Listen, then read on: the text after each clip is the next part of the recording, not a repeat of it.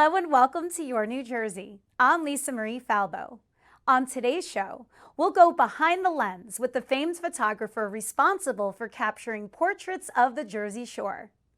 But first, former New Jersey Senator Raymond Lesniak and matrimonial attorney Karolina Deinhard recently united to help orphaned Ukrainian children living in Poland due to the ongoing war with Russia. Joining us now is Karolina and Senator Lesniak. Welcome to the show. Glad to be here. Good morning. What inspired the both of you to advocate for Ukrainian orphans, and how did you come together? Karolina, you want to start? Thank you, Senator. So as a matrimonial attorney, I represent many clients in Eastern Europe. And before the war broke out, a lot of my clients were very interested in adopting children from Poland or Ukraine or the surrounding areas. And during that time, before the war, it was very difficult to undertake that process. The requirements were difficult, the requirements having to go to that country and be there for residency purposes, et cetera, and so forth. So a lot of the clients gave up. Although they wanted this dream of adopting a child from Eastern Europe, they just couldn't see it through. Imagine now the war breaking out. We have more issues to overcome, more hurdles. We now have an emergency of children leaving orphanages in Ukraine, running literally from bombs and bombardment by the Russians, and they find themselves on Polish soil. Well, imagine now the complexity of dealing with these children and actually addressing the adoption process. So I've had my heart in this for a very long time as a matrimonial attorney, and I knew that it would require somebody like Senator Raymond Lesniak to come into the mix to address the issue now that we have a war on our hands and a crisis that only someone of his experience can now speak to. And let me add that, first of all, my grandparents were born in Godova, which is just 100 miles from Kyiv. And I am so honored and pleased with the response of the Polish government, the Polish people who have opened up their homes, their schools, their jobs to the Ukrainian refugees. So I'm confident that we will also get their cooperation along with Ukraine and the United States government to open up the avenue so that these orphans can find loving homes to live in. Senator, talk about how the adoption process has come to a halt in Ukraine. Well, first of all, they've stopped all adoptions totally, except ones that are currently going on, which are really in country, and it's basically done, zero. As Karolina described earlier, it was difficult to begin with.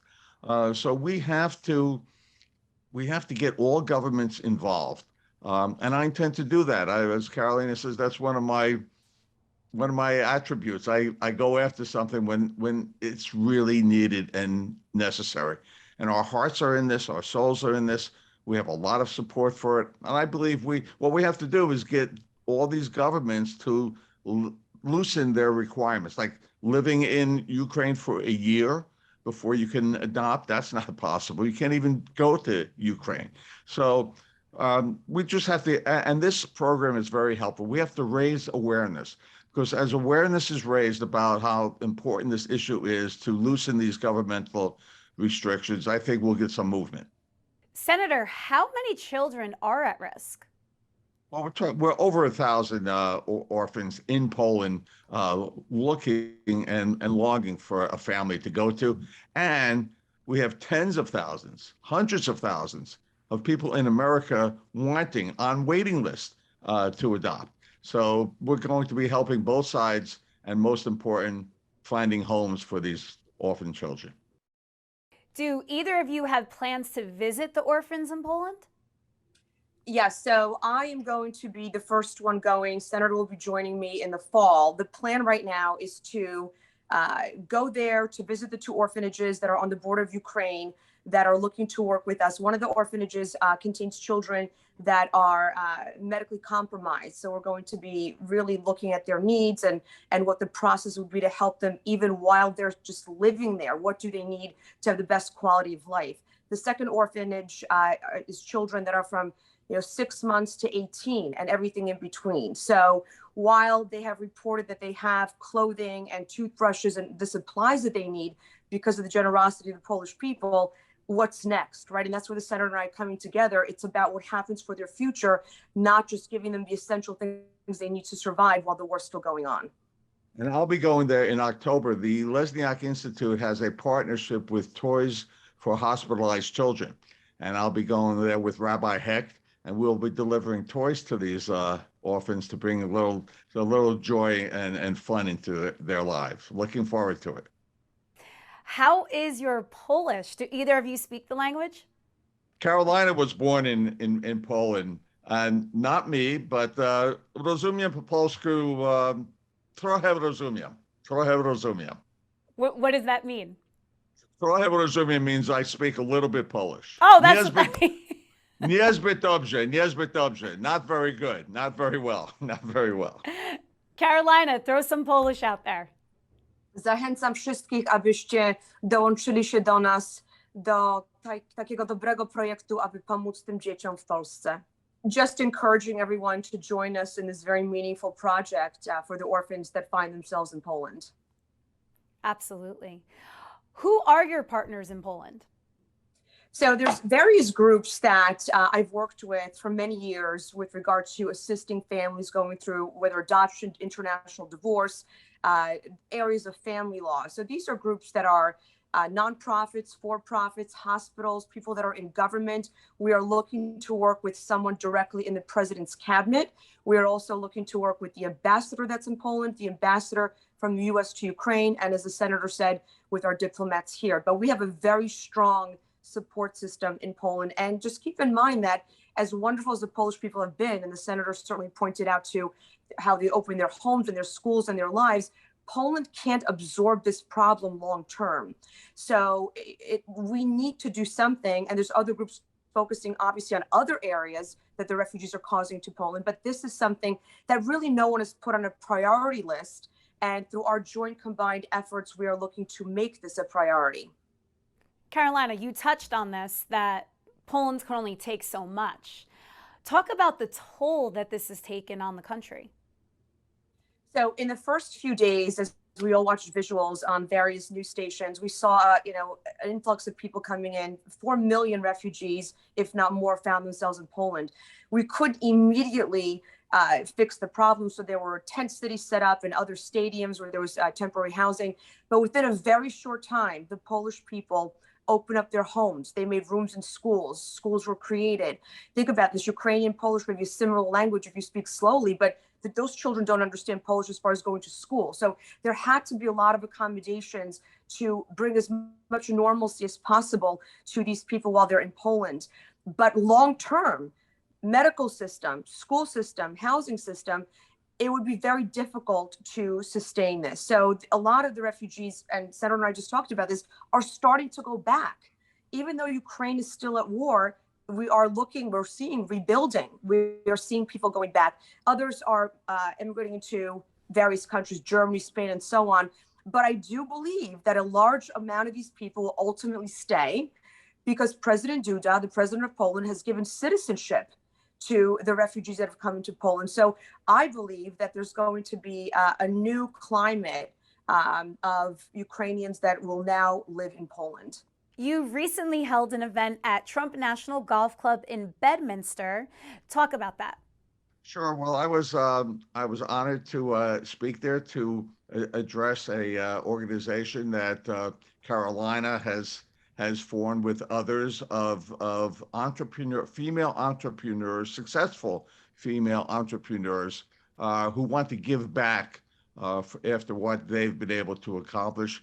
And I met a world-class gymnast there from Ukraine who gave up trying to adopt because it was just endless wait. So with the support of this group, we're doing this isn't our only venture. We'll be helping out folks from South Korea. It's opened up a whole avenue for me to enjoy giving back, because that's the greatest enjoyment you can have in life, is giving back and helping someone else. You know what I love, Senator? You're a Democrat. Carolina, you are a Republican. And you came together for such a worthy cause. And it's such an example of what we need in politics, because it is beyond divisive right now. That's what we need more of. That's what would happen in the first 75-80% of my 40-year terms in the state legislature, mostly in the Senate. We worked together.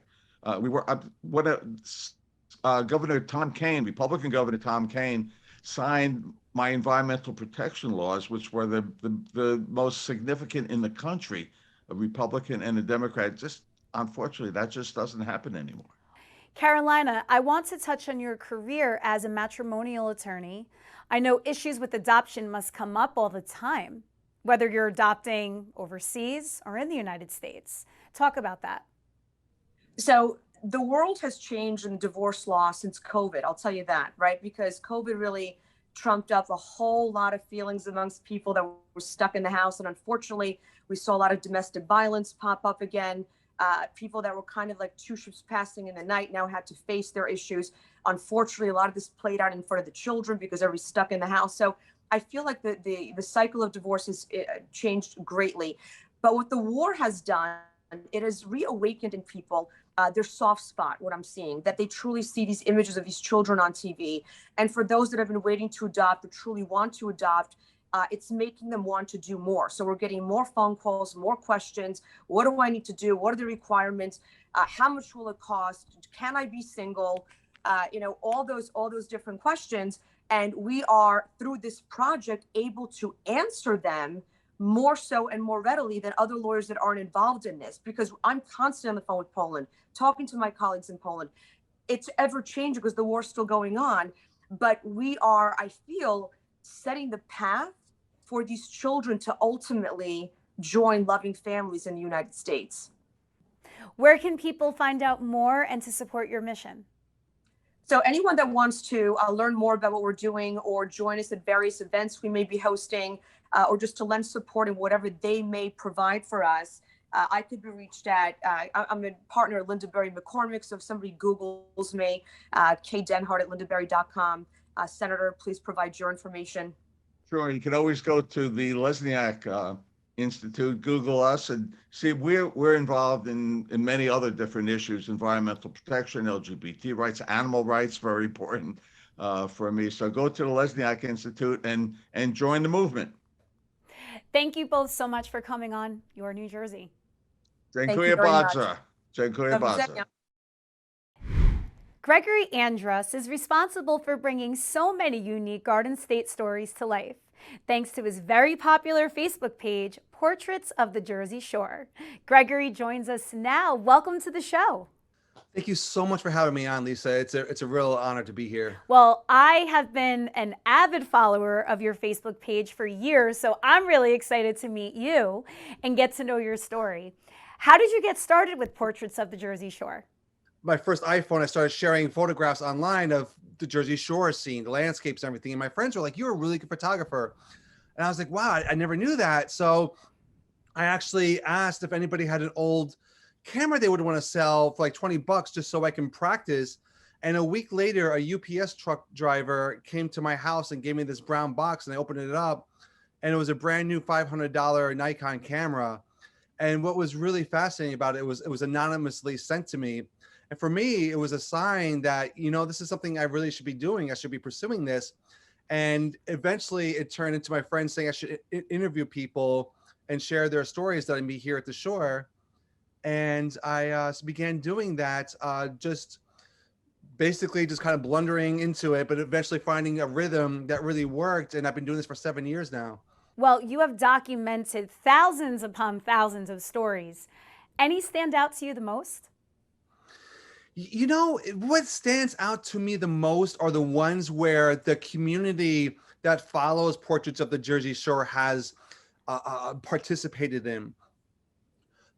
For example, there was this one woman where I was at a Wawa and I was getting coffee there. And what ended up happening was, while I was asking her how her day was, she proceeds to tell me that she's in a shelter for domestic violence with her 2 kids. I was like, oh my gosh. So I heard her whole story, how they had to flee in the middle of the night. They're staying at a shelter for women and children, fleeing from domestic violence. And her daughter was about to turn 16 years old. with her permission, I shared her story. I shared how her daughter's turning 16, and so many people flooded my page with wanting to help. And we set up an Amazon wish list, and Elks Lodge was donated to have a birthday party there. Someone donated a 3-tier cake for her birthday party. Someone donated a dress for the daughter. So many presents were donated to both the daughter and to her younger brother. A car was donated to the mom. Someone was able to find them a place to stay. It was just incredible.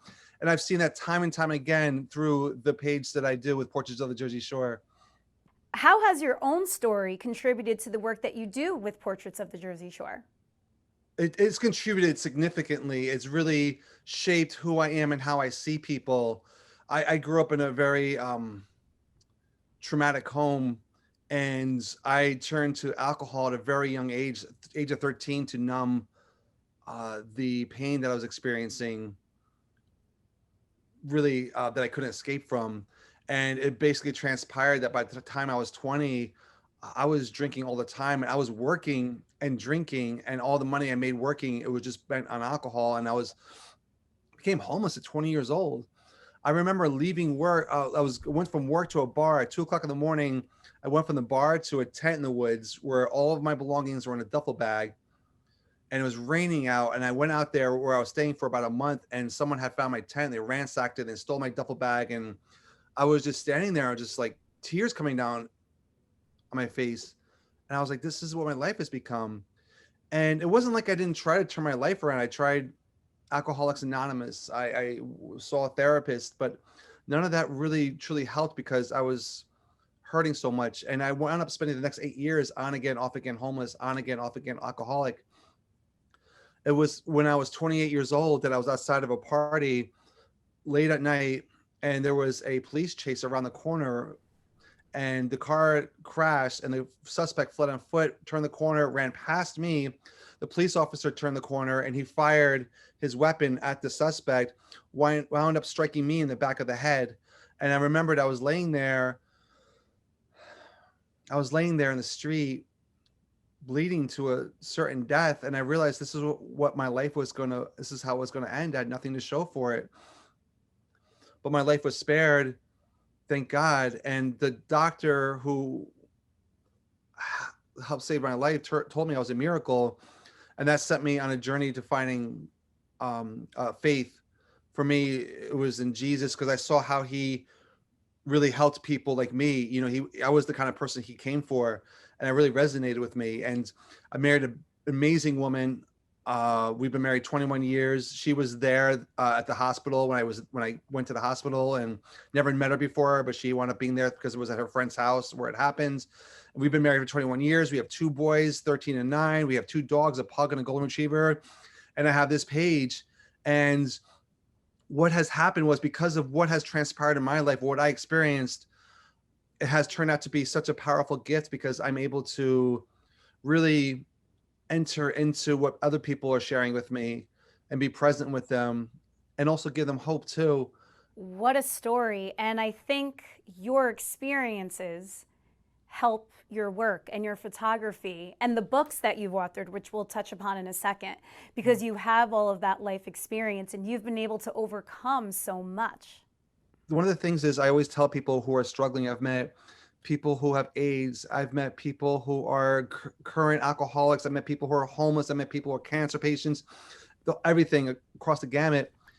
And what I tell everyone is, I believe there's a God. You don't have to if you don't want to, but you can borrow from my faith if you want. And I believe that if you're still here on this earth, you have a purpose. You have a unique opportunity. Even if you are literally living in the gutter, you can make someone else's life better just by saying hello to them. It could change the whole course of their day. You have worth, you have significance. And that's something I wish I knew when I was going through that.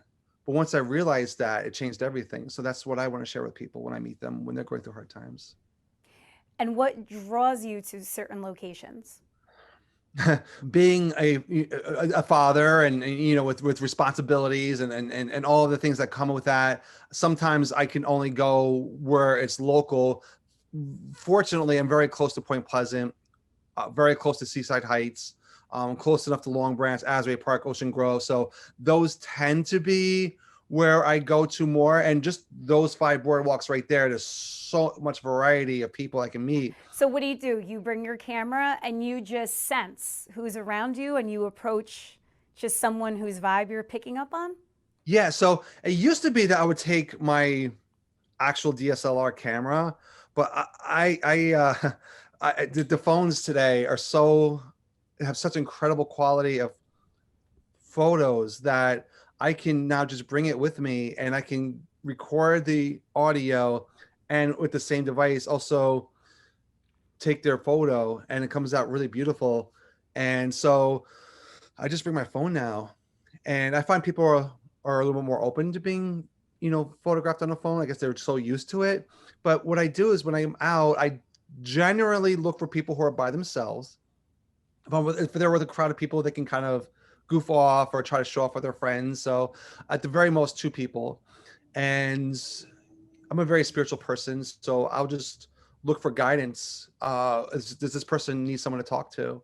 And I would say about 70% of the people that I approach say yes. And I've had so many people tell me that they used to be judgmental, but because of the work that I have done and the stories that I've highlighted, they're less likely to judge people because they realize we don't know what everyone is going through right now, and so little by little, I guess I'm helping to sow seeds of compassion in this community. Well, a beautiful message from a beautiful soul like Thank you. yourself. Talk about the books you've written. So the very first book, called Portraits of the Jersey Shore, Everyone Has a Story, was a collection of 100 of the most compelling stories that I had captured in the first 3 years of doing Portraits of the Jersey Shore. The book is sold out. I'm going to be doing another printing this fall. It'll be ready for Christmas. And it was a very powerful, really just a collage of people's stories to showcase how we all have our stories. The second book is a book called Sand, Sea, and Rescue, Lifeguards of the Jersey Shore. And that was kind of a little bit of a departure from what I had been doing, but still very, very significant for the people of the Jersey Shore. How is Sand, Sea, and Rescue unique from other books? Yeah, so it is a collection of over 50 stories of lifeguards from mostly Monmouth and Ocean County at the Jersey Shore. And what I did was I went out there with a high definition recorder, and I would interview them and ask them to share some of their experiences, some of the rescues they've made, and share what it's like to be a lifeguard. And what I did for this, I wanted this to be a coffee table book, and I'll show you right here. I captured everything on a film camera, and I took time to really capture them in a way where there was no distractions in the background. I wanted it to be you're just confronted with the lifeguards themselves. And I wanted it to be really a tribute to our lifeguards, because the Jersey Shore has millions of people who come to our shores every summer from all over the world, really.